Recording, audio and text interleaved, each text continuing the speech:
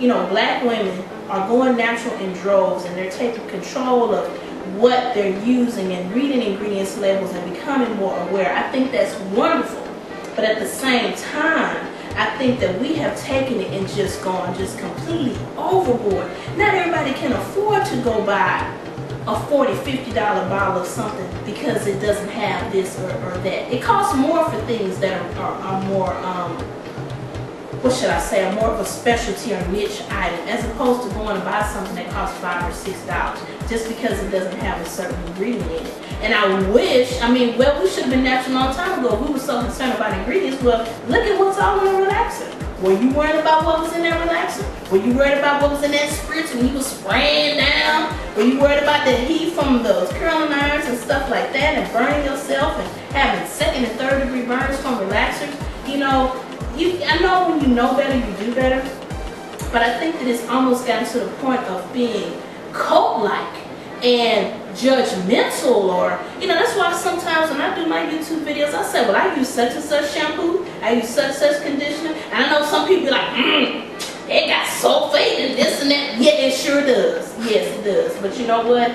I'm okay. I'm still here.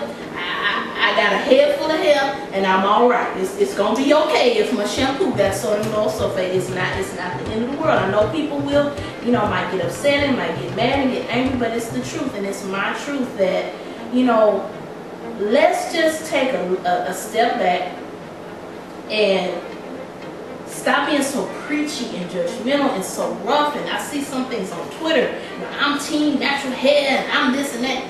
Nobody's better than anyone else. Just because you decided that you want to go natural does not mean that as soon as the scissors cut that perm, you end up just shot to the stratosphere of consciousness. It doesn't work like that. There's plenty of people with natural hair that are mean and evil and vindictive, and there's people with relaxed hair that will give you the shirt off their back. It doesn't matter what's up here, it's what's underneath that counts, you know?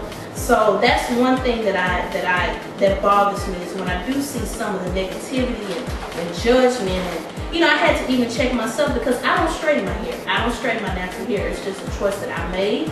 I feel like my hair, I don't want my hair to be straight. My hair was straight the whole first half of my life. The rest of my life I wanted to be curly or natural. And I used to have a thing about people that were natural and would straighten their hair. I used to take offense to it, and I had to check myself and say, well, Georgette, what you worried about it for? If that's what Jane Doe on YouTube wants to do, let her do it. That's her hair. That's her life. But like I said, at the same time, Jane Doe is straightening her hair, but she's saying, I use sulfate-free shampoo. I would rather you use shampoo with sulfate than burn your hair. You know, but that's what people have rationalized. I've heard people use the term heat training. Okay, you know, if that's what y'all want to do. I just know for me that that's not